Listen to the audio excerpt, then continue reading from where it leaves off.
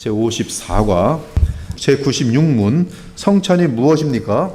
성찬은 성례이며 그리스도께서 정하신 대로 떡과 포도주를 주고받음으로써 그리스도의 죽으심을 나타내 보이는 예식입니다. 육체와 정욕을 따르지 않고 오직 믿음으로 성찬을 합당하게 받는 자들은 그리스도의 몸과 피에 참여하는 자가 되며 그 모든 혜택을 받고 은혜 안에서 영적인 양육과 성장을 얻게 됩니다. 제97문 성찬을 합당하게 받기 위해 무엇이 요구됩니까? 성찬에 합당하게 참여하고자 하는 자들에게 요구되는 것은 자신들의 지식으로 주의 몸을 분별하고 그리스도를 먹고 마시는 그들의 믿음과 그들의 회개와 사랑과 새로운 순종을 스스로 살펴보아야 합니다. 즉 자신들에게 임할 심판을 먹고 마시지 않도록 성찬에 합당하지 않게 참여하지 않도록 해야 합니다. 예, 굉장히 이제 지금 중요한 설명을 하는데요. 이 설명을 바르게 듣지 않으면은 인간은 자기 의 때문에 성찬을 안 받을 수가 있어요.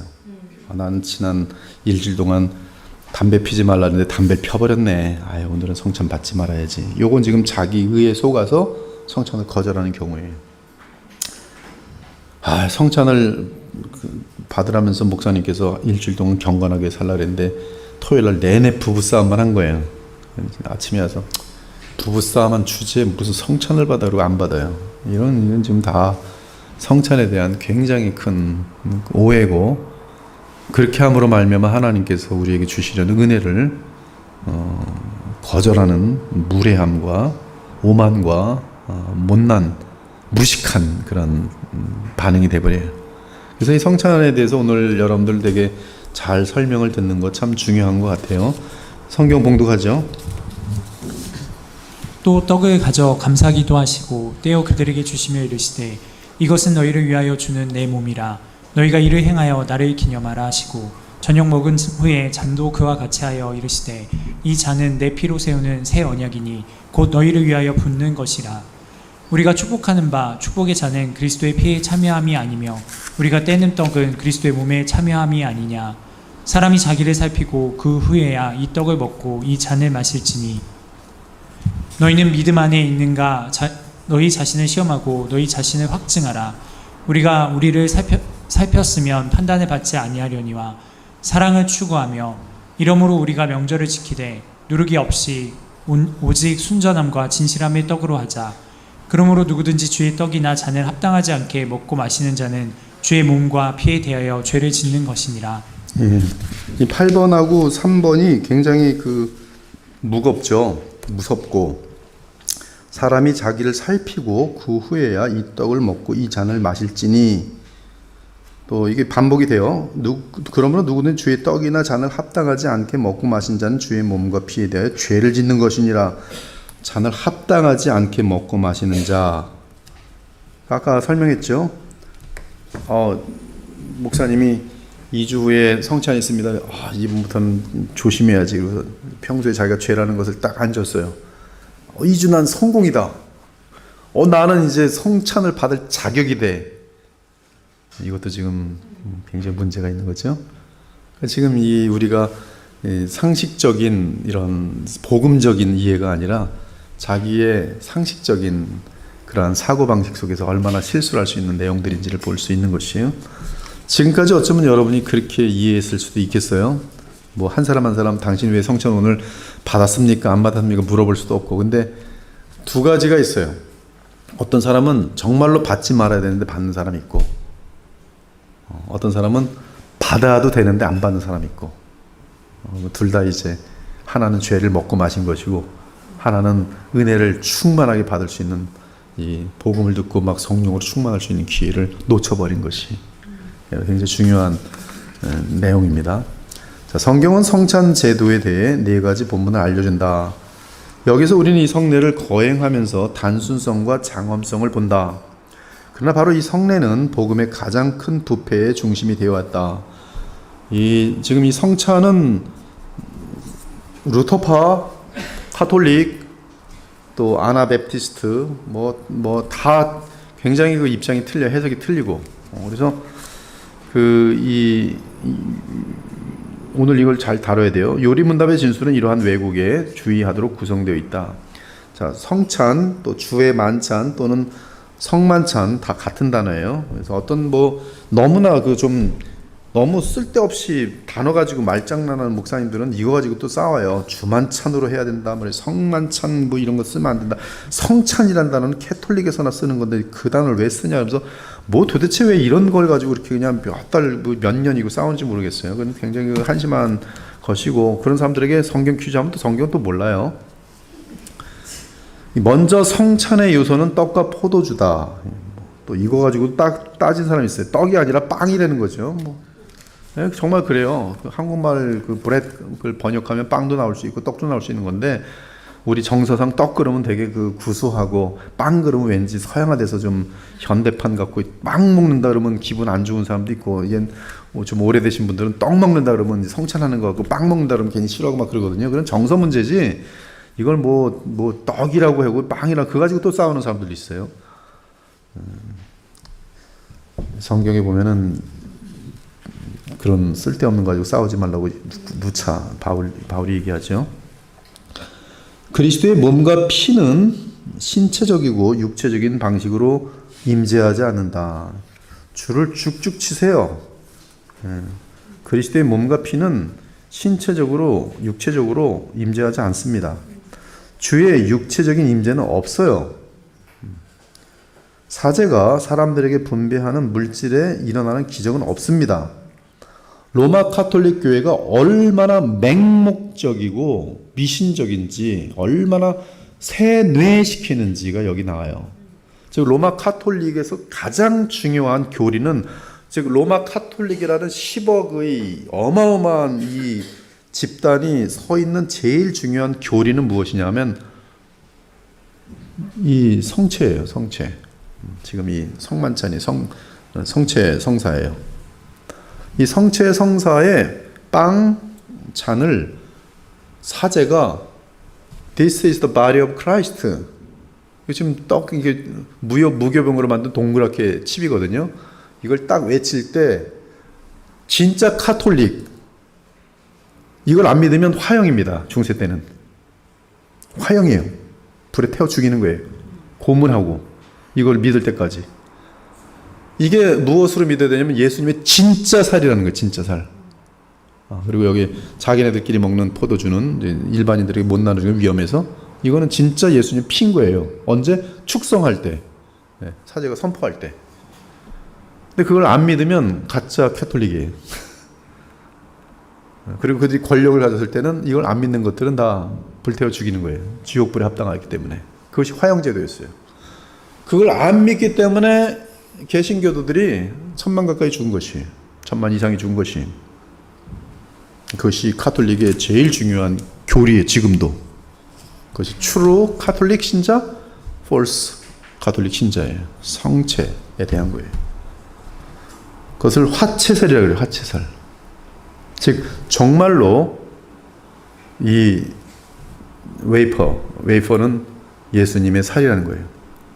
이건 사람의 눈으로 볼 때는 과자지만, 아니면 병 또는 떡 아니면 빵이지만, 그러나 내면에 보이지 않는 곳은 예수님의 실제 살이로 변화됐다는 거예요. 토마스 아퀴나스의 어떤 물질이나 이런 것들의 속성과 비속성 뭐 이런 여러 가지 개념을 가지고서 이제 그런 논리를 전개시킵니다.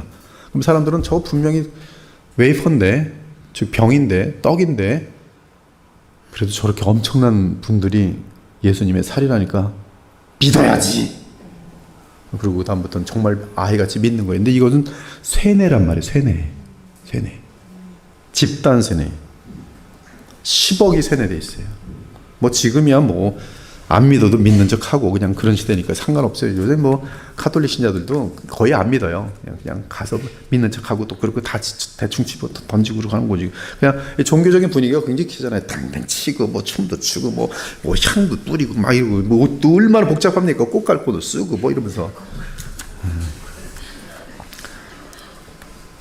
이 주의 육체적인 임재는 없어요. 사제가 사람들에게 분배하는 물질이 일어나는 기준은 없어요. 지금 사람들은 그렇죠. 그게 뭘 상관 있냐고 뭐 카톨릭 가서 종교적인 분위기에서 거기서 예배드리나 뭐 그걸 그냥 뭐 빵이니 뭐니 아니 목사님 도대체 종교 개혁이라는 것은 왜 그거 가지고 아직도 쌈질합니까? 이런 사람이 있어요. 왜 교회가 이런 얘기를 또 오늘도 끄집어내서 중세 때 있었던 종교 개혁 때 있는 싸움을 또 지금도 왜 합니까? 왜 합니까? 하나님이 원하시니까 하는 거예요. 하나님이 무엇을 기뻐하시는가? 하나님의 아들 예수 그리스도의 몸과 피를 그렇게 장난작으로 만들어버린 그거에 대해서 가장 분노하시는 분이 누구냐면 하나님이 그의 아들 예수 그리스도. 그렇기 때문에 그분을 가장 사랑한다면 이 부분에 대해서는 분노와 끝까지의 싸움이 되는 거예요. 그리고 여기에 마귀가 틈타 있다는 사실을 인식하고 있을 때 절대로 이런 것들은 말싸움이 아니죠. 무슨 정치 싸움도 아니고 진리 싸움이 하나님 편의 싸움이 이거야말로 싸워야 되는 것인데요. 그러나 신앙이 그냥 아무렇게나 믿는 사람들은 또 싸우는 것처럼 보이죠. 그냥 아무렇게나 잘 믿으면 되는 거예요. 이 사람들은 그냥 이단 가서 아무렇게나 잘 믿으면 되고 아무렇게나 성경이 이거라 그러면 이거 성경 지어낸 거라면 그것도 믿으면 되고 사람 사이좋게 서로 싸움만 안 하면 되는 거예요.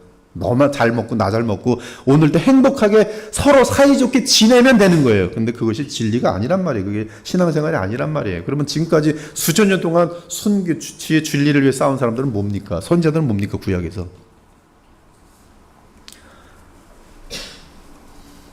이 목사들 중에도 로마 카톨릭 교회랑 싸울 생각이 없는 사람은 허다하게 많습니다. 나 같은 사람은 이상한 사람이죠. 배타적이고 지금도 굉장히 무슨 뭐 고리타분한 거 붙들고서 중요한 것처럼 가르치는 사람이라 그러겠죠. 그렇지 않아요. 이제 주님의 심판대에 섰을 때 저는 이 부분에 관한은 잘했다 칭찬받을 겁니다. 왜? 충성이기 때문에. 그게 충성이죠. 로마 카톨릭 교회는 이러한 오류를 가르친다. 미사의 기적이 발생할 때 떡은 실제로 그리스도의 육체 몸으로 포도주는 그리스도의 피로 변화한다고 말한다. 이것을 화채설이라고 부른다. 그것은 물질의 기적적인 변화가 있다는 것을 의미한다. 성경에서 우리는 화채설의 실제를 가지고 있어요. 그것은 예수님의 기적인데 예수께서 물을 포도주로 바꾸셨어요. 기적이 일어나기 전에는 물만 있었습니다. 기적 후에는 물 대신 포도주가 있어요. 그런데 이러한 동일한 창조의 기적이 사제에 의해서 발생해요. 사제에 의해서. 이 기적은 사실 어떤 기적이냐면 창조 기적입니다. 그렇다면 사제는 전 세계를 다시 창조할 수 있다는 그런 능력을 갖고 있는 셈이에요. 그리고 그 기적은 그 자체로 증명되어 있어요. 거기 있었던 사람들은 물이 포도주가 됐다는 것을 알아요. 그 화채설이 바로 이 물이 변화해 포도주가 된 것이. 루터는 공채설을 가르쳐요.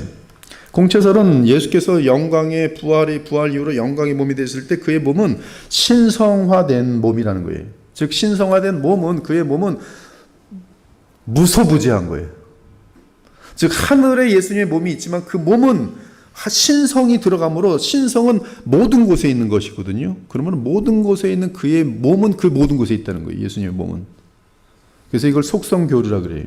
이것이 루터 교회에서 가르치는 공채설이에요. 즉 성례가 집행할 때 떡은 여전히 떡으로 남아있고 포도는 여전히 포도주로 남아있지만 그러나 어느 순간에 떡과 포도주 안에 옆에 밑에 그리스도의 물리적인 실제 몸과 피가 존재하게 된다는 것이 이 이유는 바로 예수님의 영광의 몸은 신성이기 때문에 그래서 신성의 속성이 무소부재함의 속성이 예수님의 몸에 나타난다는 것이 그래서 이들은 물리적인 세계와 영적인 세계의 어떠한 창조주의 세계와 피조물의 세계에 그냥 그걸 다 합쳐버립니다. 그래서 그 예는 이제 쇠막대기가 불 속에 놓일 때 열이 쇠막대에 있게 되는 것과 흡사한 것처럼 신성이 바로 그리스도의 영광의 부활체의 몸에는 다 넘어갔다는 것이 속성 교류로, 속성 전달로. 그래서 여러분 속성 전달이라는 것을 또 잘 배우셔야 돼요. 이번에 종교개혁 신학에 보면은 한참 그 중세시대 때 굉장히 많이 따지고 종교개혁 때 굉장히 많이 따진 게 이제 속성 교류라는 그런 부분들, 속성 전달.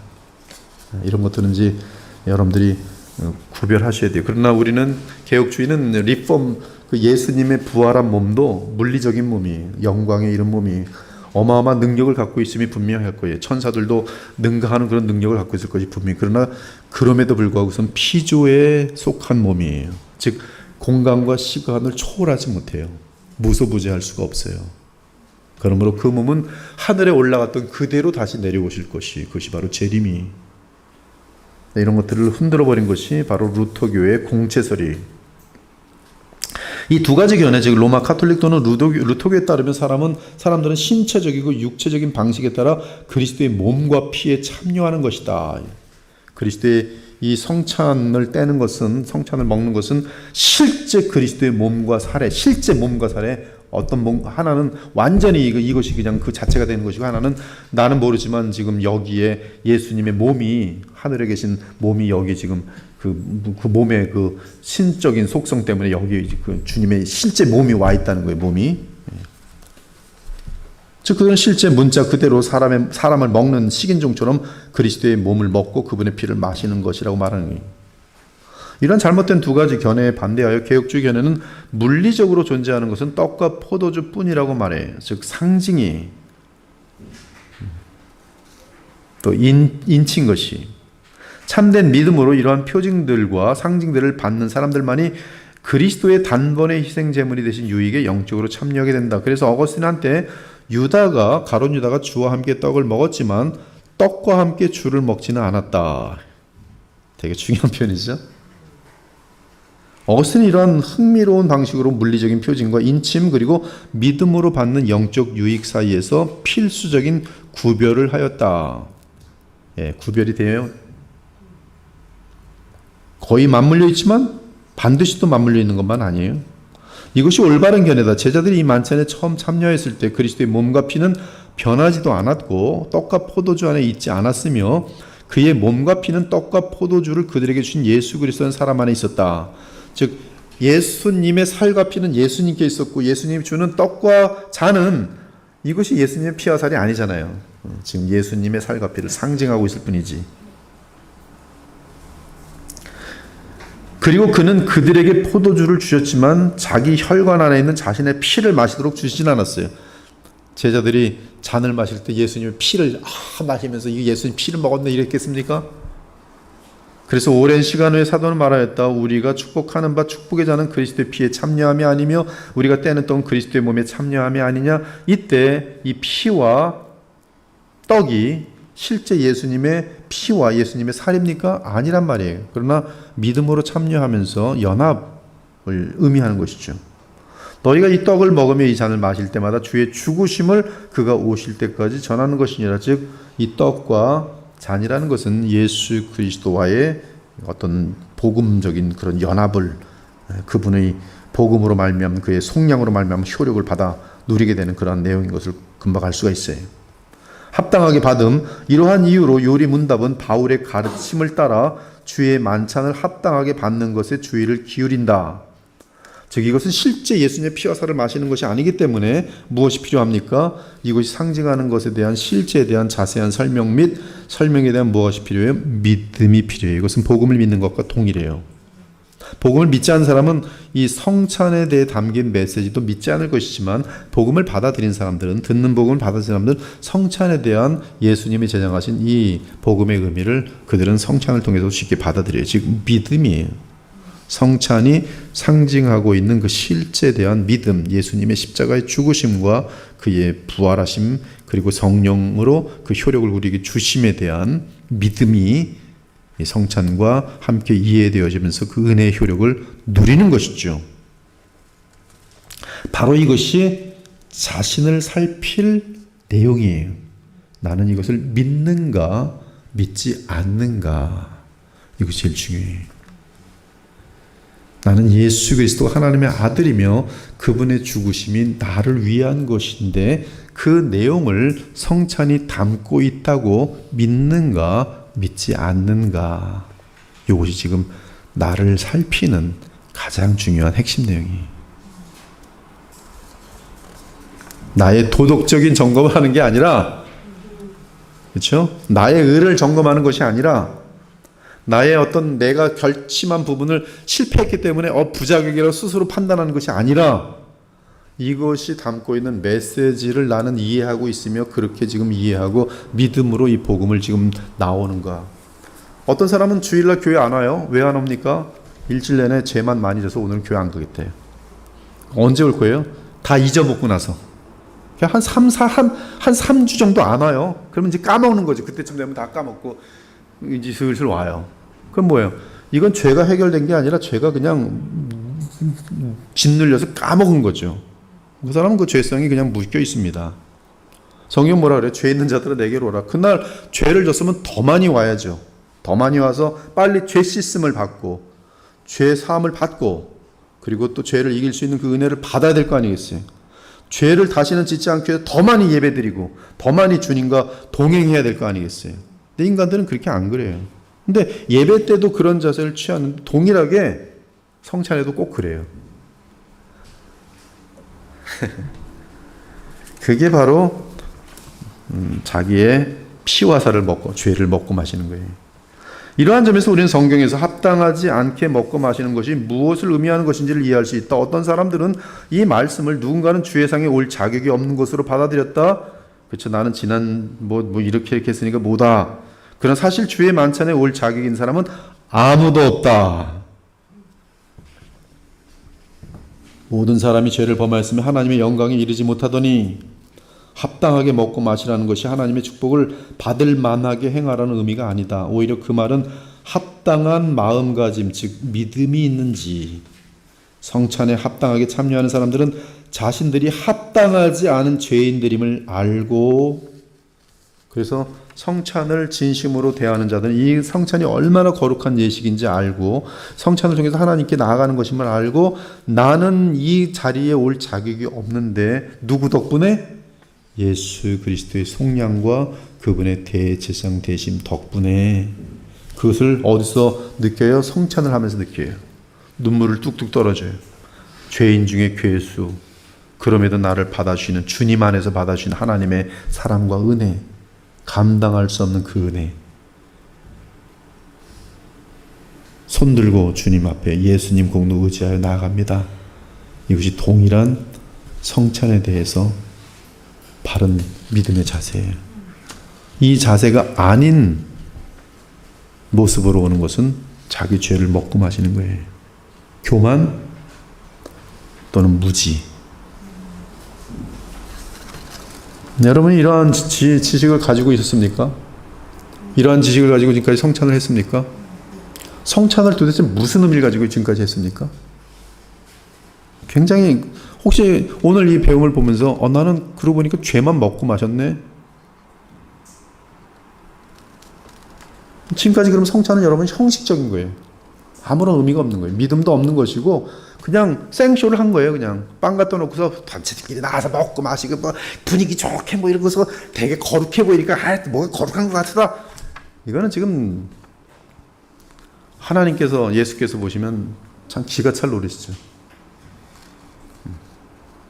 죽어 마땅한 죄인들에게 자신의 피를 흘리시고 생명을 다 던졌는데 그 의미도 알지 못하고 성찬을 받아먹는 자들, 복음도 모르는 자들. 얼마나 많은 교회가 그렇게 하고 있겠습니까? 지금 얼마나 많은 사람들이 이거 한번 제대로 공부 안 해보는 것이죠. 성찬이 뭔지 공부 안 하잖아요. 지금 소요리 문제 하니까 지금 처음 듣는 사람들 있을지 모르겠어요.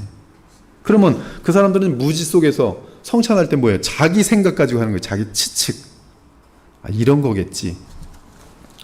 근데 이게 거룩한, 가장 거룩한 성례, 거룩한 예식. 이걸 가르치지 않는 목사들에게도 책임이 크죠.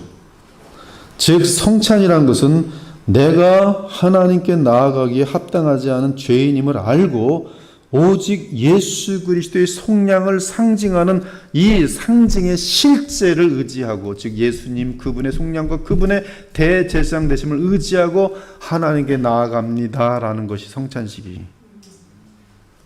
그것이 주의 몸을 분별하는 지식이 정확하여 복음과 떼어지지 않은 복음과 맞물린 보이는 비저블 가스펠이. 우리 중에 누구든지 나는 떳떳해서 하나님 보좌 앞에 담대히 나아갈 수 있습니다라는 사람은 직사밖에 없어요. 그러나 나는 너무나 죄가 많기 때문에 주의 보좌 앞에 오늘도 안 나갑니다. 이 사람은 지옥에 스스로 떨어지는 것밖에 없어요. 주님께서 누구든지 죄 있는 자든 오라, 바로 나의 아들 예수 그리스도의 십자가의 속량으로 죄 씻음 받고 그분의 대제사장직을 의지하고 하나님 보좌 앞에 오라는 거예요. 그것이 하나님의 초청이, 그것이 성경 전체 복음이. 그 동일한 복음은 성찬에서도 동일한 메시지가 담겨 있는 것이. 아멘입니까? 어마어마하게 깊은 내용이죠. 엄숙해지죠. 감사하죠. 두 가지가 같이 겹치게 돼요. 나는 죄인 중에 괴수입니다. 그러나 주의 공로 의지하여 또 주의 보좌 앞에 나아갑니다. 죄를 이길 수 있는 은혜와 주의 사랑을 베풀어 주옵소서. 이것이 성찬에 임하는 감사와 두려움과 또 죄송함과 또 고마움 함께 맞물릴 수밖에 없는 시간인 거예요. 이것은 그들이 예수 그리스도의 죽음과 다른 모든 것의 죽음의 차이를 이해한다는 뜻이다. 즉 하나님의 백성들을 대신하여 하나님의 진노를 당하신 그리스도의 사역의 본질을 알고 감사한다는 뜻이다. 요컨대 이러한 것을 알고 성찬할 때는 눈물을 흘리는 사람이 많아요. 근데 이 눈물이 두 가지 의미예요. 하나는 감사하고 하나님 항상 죄만 짓고 있는 내 자신에 대한 혐오와 미움과 통탄이에요. 근데 두 가지가 같이 나오면서 그때 성찬을 받을 때 주님이 보실 때 얼마나 그가 기특하겠어요. 얼마나 그가 아들을 의지하면서 아들 안에서 들어올 때 아들 안에서 보이는 그는 하나님 보실 때 얼마나 소중한 보배겠어요. 요컨대 그리스도의 고난과 죽음 안에서 우리의 죄를 위한 속죄를 인식하는 것, 그것이 성찬의 핵심이에요. 그래서 성찬에 참여할 합당한 자세를 가진 사람은 참으로 자신이 얼마나 무가치한 존재인지, 거꾸로 나는 지난 2주 동안에 나는 떳떳해서가 아니라 그럼에도 불구하고 나는 원래 나갈 수 없는 얼마나 무가치한 존재인지를 알고 그렇게 사랑하는 아들을 선물로 주신 하나님께 감사하는 마음으로 가득 차 있는 사람, 하나님께서 구하시는 제사는 상한 심령이라 하나님이여 상하고 통회하는 마음을 주께서 멸시하지 아니하시리다. 그렇다면 그리스도께서 죄인들을 위하여 행하신 것을 인식하거나 아는 것만으로는 충분하지 않다. 내가 그와 바른 관계를 갖고 있는지를 알기 위해서 내 마음을 들여다봐야 한다. 즉 내가 죄가 걸리는 것이 있으면 회개하면 될 것이고, 그리고 그리스도를 믿고 의지하면 될 것이, 상하고 통회하는 마음과 우리를 대속하신 그리스도를 믿는 믿음을 가지고 있는지, 참으로 통회하는 회개의 마음과 믿음을 가지고 있는지, 이것이 성찬을 대할 때의 중요한 믿음의 자세죠. 그리고 의지를 순종을 하려고 마음을 각오를 하고 있는지, 또 실패하겠지만 진심으로 이제 주의 뜻을 따르길 원합니다. 근데 내가 지금까지 경험을 봤을 때 또 실패하더군요. 주님, 그러므로 주의 성령으로 나를 붙들어 주옵소서. 이 성찬이 주의 성령으로 충만케 하시는 그러한 주님의 은혜의 방편이 되게 하옵소서. 성찬이 뭐라고요? 은혜의 방편.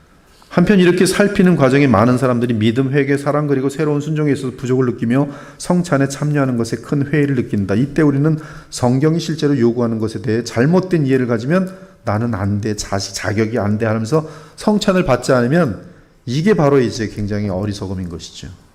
주님은 무슨 네가 완벽해야 받는다고 누가 그럽니까? 바울도 오라 나는 공고한 사람이로다. 이 사망의 몸에서 누가 나를 건져내랴. 명백하게도 그도 회개와 믿음과 순종에 있어서 부족함을 느꼈습니다. 그도 자신이 마땅히 이르렀어야 할 자리로부터 멀리 떨어져 있다고 느꼈습니다. 그렇다면 바울은 왜 성찬에 나아가고자 했던 것입니까? 그는 그리스도께서 죄인을 구원하시러 세상에 오셨음을 알았기 때문에 여기다 별표하셔야 돼요. 이것이 아멘입니다. 이게 복음이에요. 즉 성찬은 나 같은 죄인을 구원하러 오신 예수님 그분의 공로 의지하여 주의 보좌 앞에 나아갑니다. 그는 자신이 비록 불쌍한 죄인이지만 그리스도는 그의 희망이요 기쁨임을 알았다. 이 일을 다르게 말하면 비록 그는 자신의 내면에 하나님의 은혜의 이러한 증거들이 미흡함으로 인해 탄식했지만 그러나 여전히 그리스도와 그의 완성된 사역의 혜택이 없이는 실패할 수밖에 없음을 알고 있었다는 뜻이다. 오직 그리스도 덕분에 하나님 앞에 나아가는 것이다. 다시 말해 우리가 주로 관심을 가져야 하는 것은 이러한 은혜가 얼마나 발전했는지에 대한 정도가 아니라 이러한 주를 향한 실제 믿음이, 회개가, 또 감사가, 복음에 대한 이해가 있는가 하는 것이. 정말로 위험에 처한 사람은 이러한 생각 없이, 아무 지식도 없이 남들이 하니까, 아니면 자기 의를 떳떳이 내세우면서 주님 저는 지난 2주 동안 담배 안 피우고 왔습니다. 이런 자세죠. 이런 성찬에 나오는 사람이다. 그러한 사람은 스스로를 의롭다 생각하며 성전에 들어가는 옛 바리새인과 같다. 바리새인이 그러나 우리가 본받아야 될 사람은 하나님이요 불쌍히 여기소서 나는 죄인이로소이다. 그리고 성찬을 받는 사람이 최종 결과, 만약 우리가 죄사함과 죄 씻음의 필요를 느끼고 또한 주를 위해 더 온전하게 살 수 있도록 하나님의 능력의 필요를 느끼며 성찬에 나아간다면 참 아름다운 그림 같아요. 죄사함, 죄 씻음, 그리고 하나님 앞에서 바르게 살 수 있길 원해서 성찬에 나아간다면, 이게 너무나 잘 핵심을 담은 것 같아요. 죄 씻음 받고 바르게 살고 싶은데 바르게 살 수 있는 은혜를 다 이 성찬에 나아간다면, 지금 내 모습 이대로 근데 뭐만 있어요? 나는 죄인이고 오직 주님만이 나를 도우실 구주라는 분명한 인식 가운데 성찬에 나온다면, 그 도와주시길 바란다면, 그것이 복음의 능력이 그에게 임하게 되는 계기가 되겠죠. 이처럼 우리는 성찬에서 떡을 떼고 포도주를 받으면서 우리의 구원이 그리스도와 그분의 완성하신 사역에 달려있다는 사실을 새롭게 한다. 참 아름다운 복음입니다. 오늘 너희는 하나님으로부터 나서 그리스도 예수 안에 있고 예수는 하나님으로부터 나와서 우리에게 지혜와 의로움과 거룩함과 구원함이 되셨도다. 아멘. 기도하겠습니다. 하나님 감사합니다. 우리의 지혜와 의로움과 거룩함과 구원함이 되신 주님께 감사합니다. 그 아들을 우리에게 보내신 하나님 아버지께 감사합니다. 우리같이 죄 많고 더러운 존재들이 어찌 거룩한 예식에 참여할 수 있겠습니까?